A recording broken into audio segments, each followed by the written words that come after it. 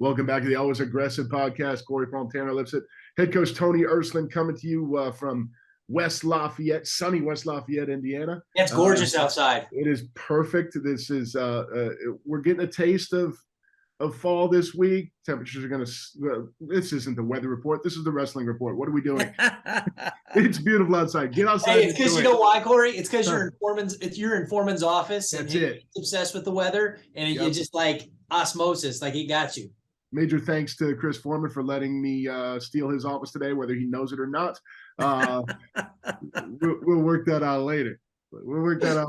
Coach, good to see you guys again. I know you're just across the way, but you're so dang busy these days that we don't run into each other very often. I know the guys are back and knee deep in academics, starting to get into that wrestling work. How are things going? Yeah, no, I mean, to your point, it's good to see you and at least be able to catch up once during the week. It's just a shame it's on our podcast to do it, but we have to clean things up. Yeah. To your point, man, we are busy. There are no days off right now for us. The team is just kind of in the middle of their preseason training. Been going really well. Really happy about where the guys are. They came back in good shape, and so we were able to hit the ground running. And so, a lot of good work for these young guys. It's important as a younger team, and we've talked about this before, right? There's going to be some new faces in the lineup.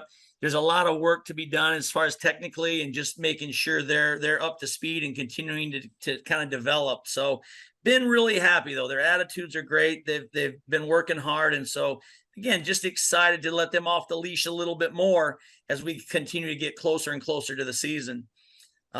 Recruiting, again, this is where there's no days off. We've got the last 2 weekends, we've had people coming in, whether it was, Thursday for that Thursday night game and departing Saturday, or last weekend was a Friday to Sunday deal. We're going to do that again the next 2 weeks, right, with recruiting. So no days off, but it's all good because we love kind of having people in to see what Purdue's all about. And we're excited about the quality of the young men and the families that we have on campus during these recruiting weekends. Yeah, Corey, my slave driver of a boss has really been putting the screws to me with these back-to-back recruiting weekends. I don't know how to really deal with this guy. He's something else. Well, and it's funny, like your rest right now is like a few hours, right? Like typically, families and recruits go home Sunday morning after breakfast. And so you've got maybe Sunday afternoon, and typically I'm in the wrestling room a little bit too. So, it's a good thing. We love what we do, but honestly, your recovery time is a few hours, maybe on Sunday afternoon. Enjoy what you're doing before you wind it up Monday morning. And like Tanner said, he's at the crucial kind of point of this with schedules, itineraries, and all the moving parts that this entails. Yeah, it's interesting to try and just like mesh, schedules for, there's 6 of us here in the office, soon to be 7, moving pieces and parts, golf carts, appointments on campus, networking other people in athletics into the formula to meet with these kids and their families. Like Tony said the other day, we got done with the meeting and he's like, "Where are you at?" I was like, "I'm at home. I had to leave. I had to get out." He's like, "You soaking your head?" I was like, "Yes." Like, it was necessary. Just don't say what you're soaking your head in. Right. That's not. Yeah, that's not appropriate for this catalog here. That's a different podcast. But it is fun. I will say this for all the work, and it's a lot of work. Don't get me wrong. It is a lot of work and takes a lot of coordination, but I do enjoy that aspect of it. I do enjoy the time with the families and the kids here. That is still a really enjoyable piece for me, and what makes this worth it. Being able to meet the families that we do, and then working with the guys on our team. It's still all incredibly enjoyable, despite the amount of work involved. That's how you know you're still in a good spot, right? Yeah. I've always said when this starts turning into work, then it might be time to go, because it's certainly time intensive. Yeah. But man, when you love it and your family loves it, then it's a great thing. I was gonna say, a pat on the back for the staff. I do in my position, I greatly appreciate the fact that, especially this year so far, we have brought in great kids and great families. And like you said, it's enjoyable. It's fun to get to show them Purdue and to,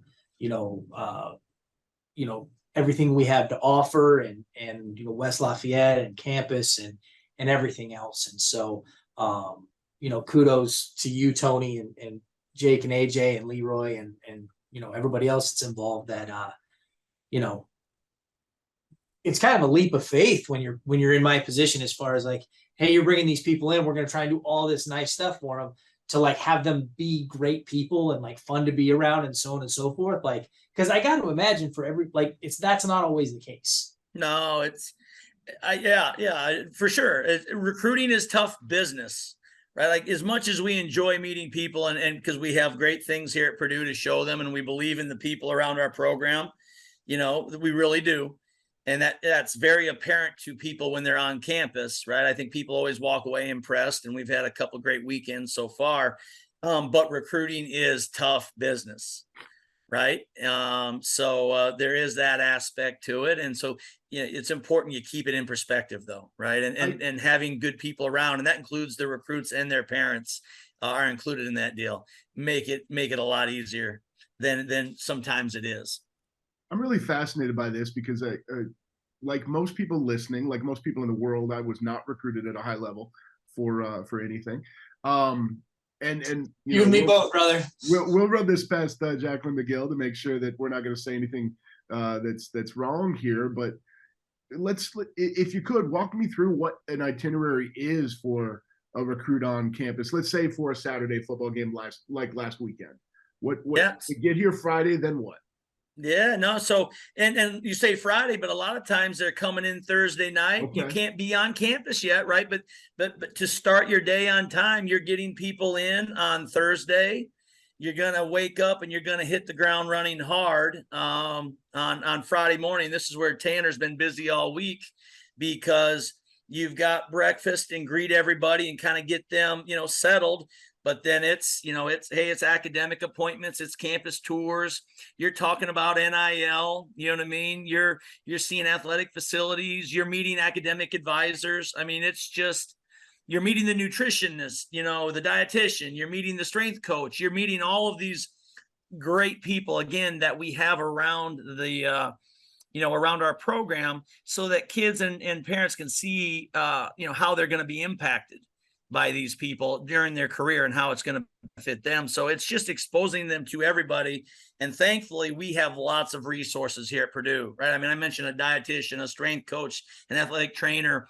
We've got somebody here now, Jack Gallagher doing NIL, and Peyton Stovall and his team of people, Nikki McKinney. I'm running quick here, but right, it's all of these people who impact these kids in such a positive way. So it's coordinating that, and it doesn't always come out, right? I mean, Tanner's problem is this kid is interested in this major and his appointment is at this time, but this young man can't get his academic appointment until later in the day. And so it's just making all of that work and making it kind of, be smooth from appointment to appointment. You get to Saturday, though, right? My feeling is that when you get through all of those appointments and the busyness of Friday, Saturdays turn into really enjoyable days, because it's just more time around, the parents and the kids, and they get to be around the team. And that's really a huge part of this, to make sure the fit is right. And then when Saturday morning comes, it's typically a team tailgate, practice. Obviously they're so busy with different things on Friday. There's more dedicated time for them to be able to sit and watch practice and see the guys. And then it's tailgate, football, hang out at night. You're busy, but it's just a more relaxed setting at that time, I guess. And I'll say this, the really like weird balance that you have to strike when you're working on these weekends, Corey, is paying attention to the schedule and getting everything into the schedule that you need to get in there, while also leaving enough free time, for lack of a better word, for the recruits to be with the team, so that they can get to know each other and we can get a read on, like Tony said, fit is everything. And so like you can overschedule a visit. Yeah. You can put too much stuff on the schedule so that people are just going from thing to thing to thing to thing to thing. And then they get done and they're like, I didn't even get to hang out with the team. You know what I mean? Like, so it has been interesting over the last couple of years to like figure that all, try to figure that balance out. And some weekends work different than others. I was going to bring up, Tony, that first weekend with that Thursday night game with Penn State, everything was in reverse. Usually the football game is one of the last things you do.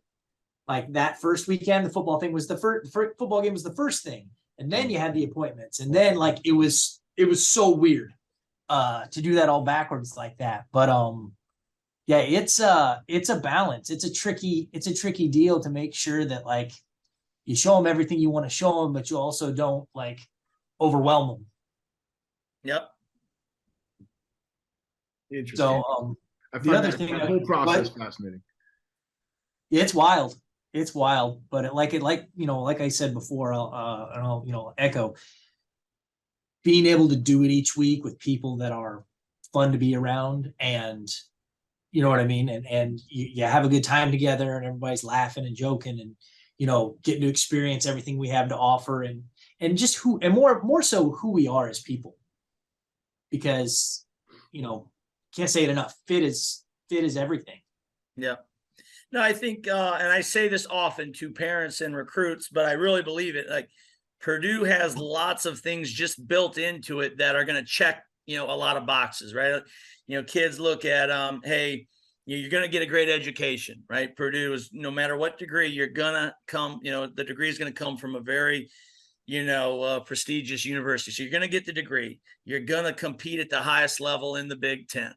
We have a great staff. We wrestle a good schedule. We have other great recruits in the program. So there's lots of things built into it just by, where we're at and what we have that not everybody has. So it does come down to, hey, do the kids fit, the culture of your program? And the only way you can get a gauge on that is they've got to spend time together. Mm-hmm. Right. They've got to be able to hang out with the team and get to know them, to know like, hey, yes, I do fit in here and I will be supported in the ways that I want to.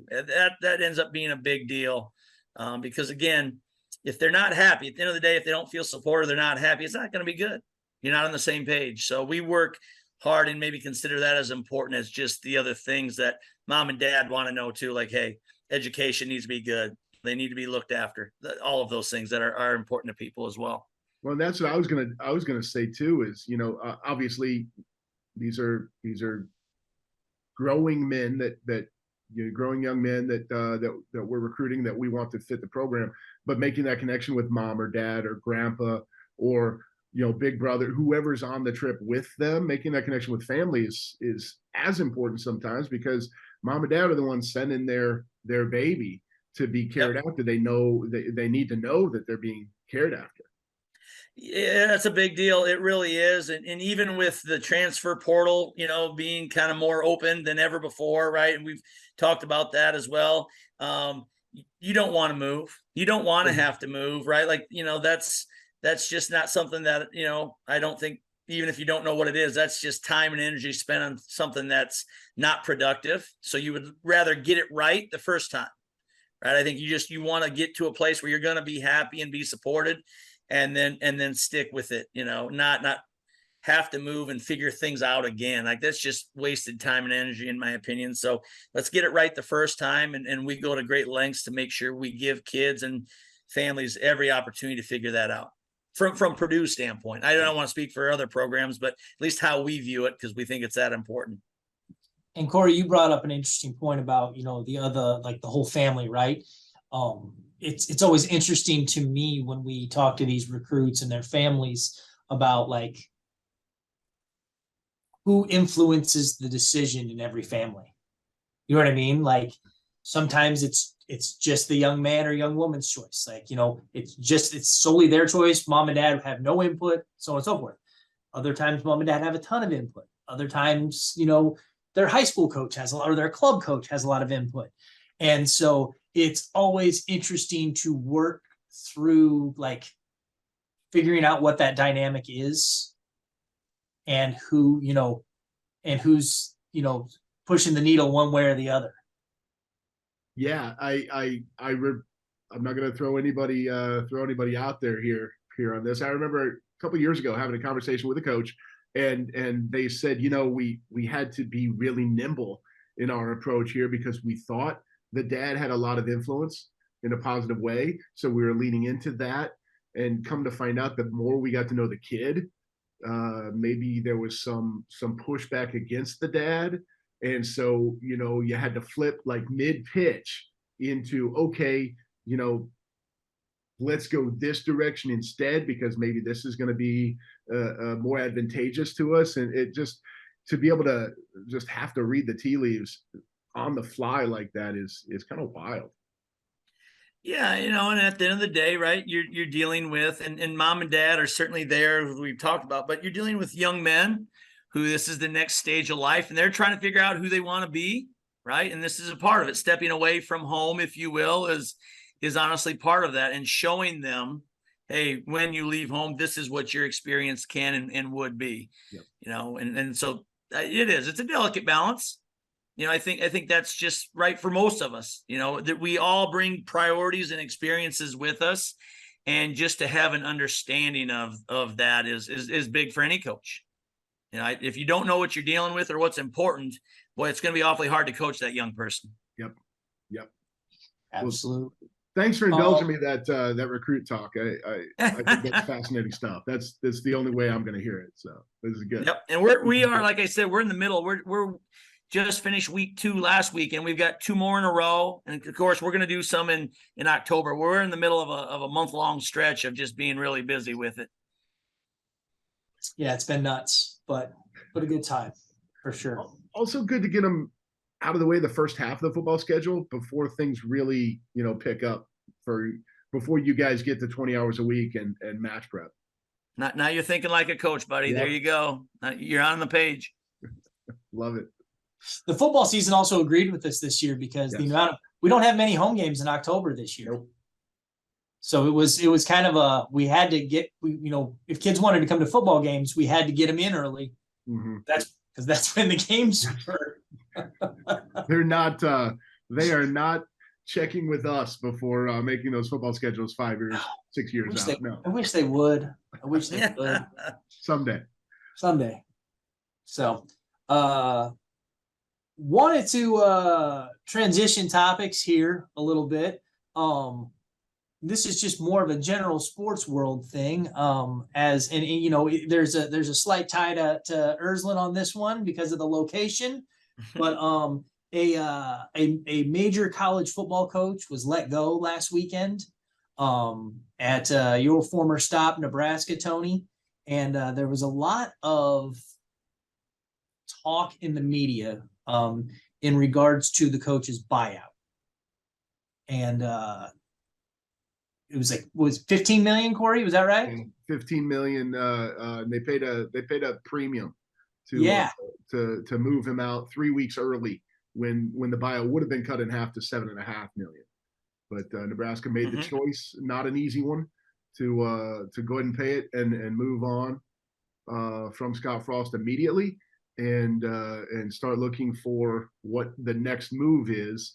And that caused a lot of talk, and really a lot of, everyone has their preconceived notions of money in college athletics. The related to this is the TV deal that was widely reported that, is partially true as far as how it was reported and how people understand it. So yeah, that's sort of what the angle we're coming from here.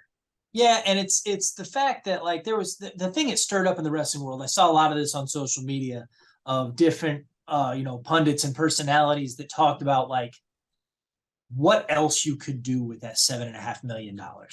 Mm-hmm. And it sparked a lot of conversations in my life with some of my friends and people, colleagues that I work with, and Tony, we talked about it a little bit, but I thought that there are definitely some interesting takes on both sides. Yeah. I could argue both sides of this really effectively. I feel like, you know what I mean? It doesn't matter if you tell me what side to take. I mean, on one hand, right, it seems fairly irresponsible to just spend $7.5 million that you could wait 3 weeks and save and have that available for programs and other things, right? And we're all saying, wow, that's a lot of money and we could do a lot of good with that. And it's true. I wouldn't tell you that that's not true. And then there's the other side where, and I think this might have even been mentioned. I read this somewhere, but as a coach, I think of this in the same way. Like, there is a loyalty in this decision of, we have young men who've been in this program 4 and 5 years, and they deserve every chance to do well this year. You know what I mean? And we're trying to help them with every, finish or conclude this 4 or 5 year career at Nebraska in the best possible way. And as a coach, you like that because you want to have loyalty to your kids. Like, that athletic experience is a big deal. I mean, we just spent 10, 15 minutes talking about recruiting and doing everything we can to find the best possible fit, because you want these kids to fit your culture and your program. And we spent all kinds of money and time and effort doing that. And so on the back end, do you not owe them the same opportunity, even though the sums of money, right, in this instance are just crazy, and it defies, or boggles my mind, at least. That's a lot of money. So yeah, I think it's a tough one. I think what's even more dangerous, though, to me, is it maybe sometimes creates a false narrative too, that people feel like there's just all of this crazy amounts of money just floating around out there that are available for everybody. And that's certainly not the case. And I think it can be a dangerous one, and certainly Nebraska's in a good financial position, right? With what they are. I mean, I think they've still got their home sellout streak intact, and they are very, very well supported in that way. So they do have some of those funds. But again, people look at it and you think, well, there's just college athletics has all of this money out there. And I think that is a dangerous one, because as an Olympic sport, right, which we are, there's just not gobs of cash out there for everybody. Right. That's just not true. And people would have you believe that.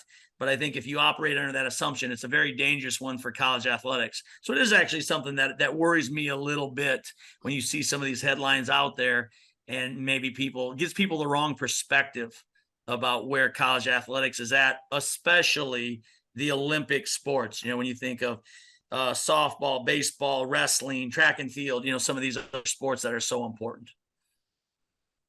Yeah, it's a wild thing, and like I said, you can talk in circles on this kind of all day. And one of the realizations that I kind of, because my initial, like, my moral compass throws it out there that it's a waste, right? You give somebody $15 million to go away, like, that's wild to me. Like, that's, what did the former LSU coach say, Tony? He said something about, like, Ed Orgeron said, which door you want me to leave through? When they gave him his buyout, he just said, that's cool. Show me what door you want me to leave through. And when. That's a quote. I want a job someday where they'll pay me $17.5 million to just go away. You give me $1 million, you'll never see me again. Yeah, right. That's it. So my inner, like, moral outrage to the whole situation was kind of like on point. But then a friend of mine, he brought up the point that he's like, well, who are you to tell somebody what to do with their money? It's their money. Yeah. They earned that money. They did whatever they did in their life to be successful. Like, that's their money. Yeah. And so if that's what they want to spend it on, like, what business is of yours, Tanner? Like, why does your moral compass matter? And he was totally right. He was 100% right. And I had to, like, kind of nod my head and be like, yeah, okay. Well, and sometimes you got to spend $7.5 million to make 50.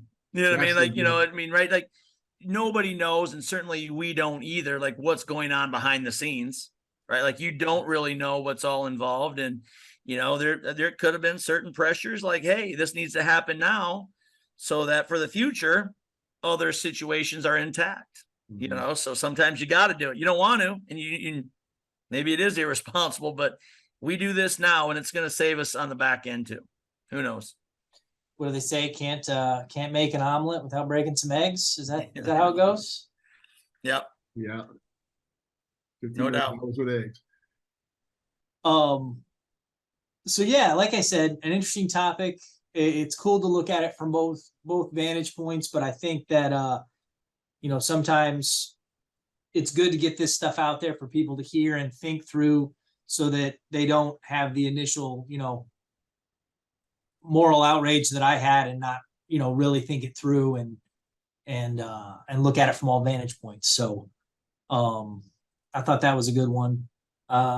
Corey, I thought we had one more topic for you. Yeah, the other thing, sort of pseudo related to it, kind of on the preconceived notions or the preconceived thoughts that people might have of college athletics is kind of NIL and the transfer portal, and how that is affecting the college athletics world in general, and because this is the wrestling show, your sport specifically, Tony, just navigating those waters. And I know you've gotten a couple transfers. Grad transfer comes to mind last year, Michael Wolf, but Jake Knoll joined us this year from NC State. So listen, and this can change, right? Like, things change week to week. In our world every day. Yeah, I mean, this is the wild thing that I don't know if maybe some people realize this, maybe not, but I mean, honestly, we're hearing things on Zoom calls one week, and a week or two later they're saying, yeah, forget about that, we're in a different place now, consider this. Yep. And so it makes your head kind of spin a little bit, but that's the environment we're in, and you have to adjust and move quickly. And so I think that's what we've tried to do is you want to get ahead of things. If you find yourself constantly reacting, that's to me problematic. And so everything that from what we've tried to do is just get ahead of it and make decisions with what we know today, realizing it's imperfect because things can change, but to operate in that way where you're trying to anticipate and get ahead and make the best decisions possible is good. And so for our part, how are you going to handle NIL? We've made kind of maybe the moral decision that just buying a kid, here's a bag of money, come wrestle for us. It doesn't always get the right fit or the kid that you want, or are they going to be happy? And if they're not, are they going to leave and just take their bag of money? Yep. I mean, we've seen that, right? We've already seen people, especially say football or basketball, take money and still leave. Yep. And I think over the course of the next year or two, the way I put it, there's going to be a lot of dead bodies out there, in the landscape where there were deals not honored, or, people didn't get the deal they thought they were going to get. And there's going to be hard feelings and some things are going to come to light. So I think that'll shake itself out. But for right now, I think you just got to shoot people straight. This is your experience at Purdue. This is how we help you. And yes, NIL is part of it. Excuse me. NIL is part of it. I'm not ignoring it. We have NIL. There's a collective. So there are those things built in here for people, but how Purdue has chosen to go about it, I think I'm very comfortable with. Like, there is access to employers and business and people who want to sponsor NIL deals. There is a collective that there'll be those opportunities, but it's been above board and, done in a way that I think most people feel good about. We've had people in that are telling us about some crazy things, and it's not just the big schools. People think, Big Ten or Power Five, crazy deals where people are talking about large sums of money, even from mid-majors or smaller, trying to attract kids with, and so, that's just not something, again, that we're about it. That's not the first thing that you should try to attract a kid with. You want to provide them opportunities for it. But boy, if the reason you're coming to school is just because of a bag of cash, I just see that going sideways. Yeah.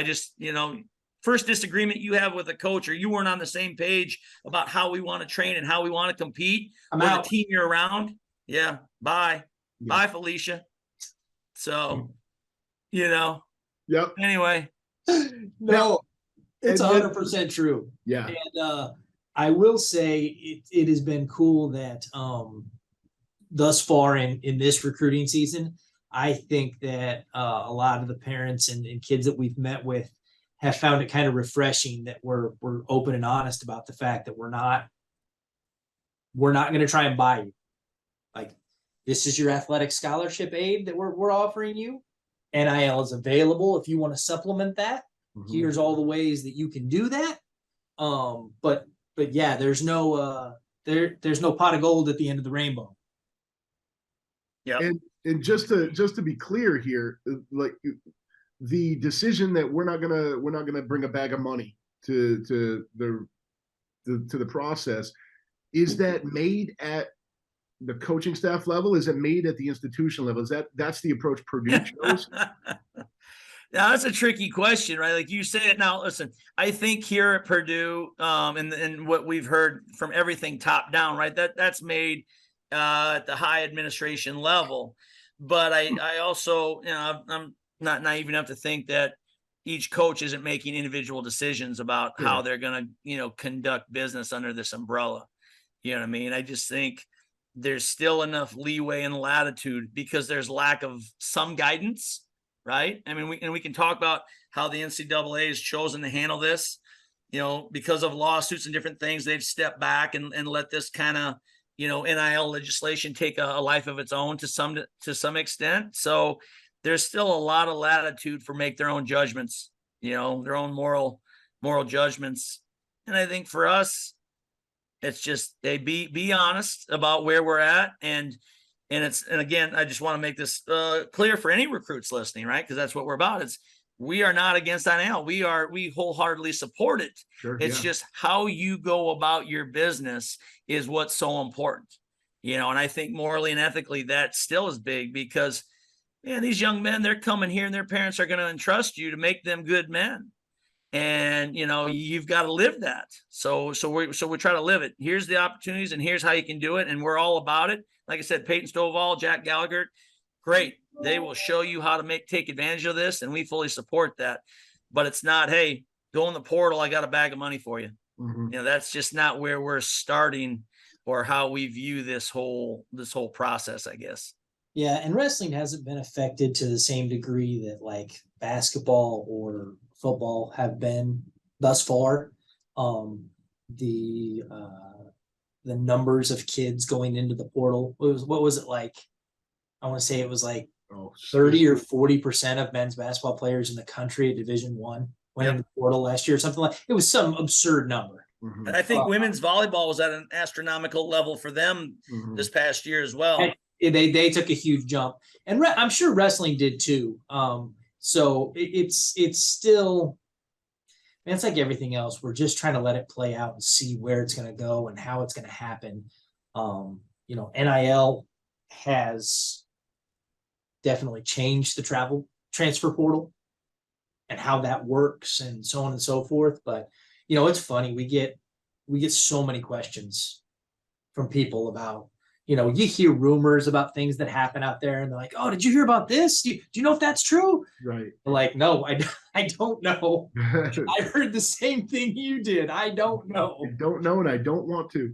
Yeah. I think you're right. I don't want to know. But yeah, it's definitely an interesting time to be in this business. Yeah. We are also more schedule news coming quickly here for not just the Boilermakers, but the entire Big Ten. There's been some emails and some discussions about the fact that we will see the conference schedule here in the next few days, hopefully. Probably next week at the latest. But that'll be great to finally get the full picture of what we're doing this year, Tony, and where we're going and how we're going to get there. No doubt. It'll be glad to have kind of the finality of the schedule in place, and you'll know exactly how, when, and where you're competing against who. So yeah, I look forward to that. And they did say, kind of to your point, that we had a Zoom call earlier this week on Monday, and they said we were down to hours in terms of the schedule being released. Now that was on Monday, so we're still waiting, but it could happen today, tomorrow, Friday. I'm hopeful. If we get to next week, so be it. But they did say we're down to hours, and that's got us excited.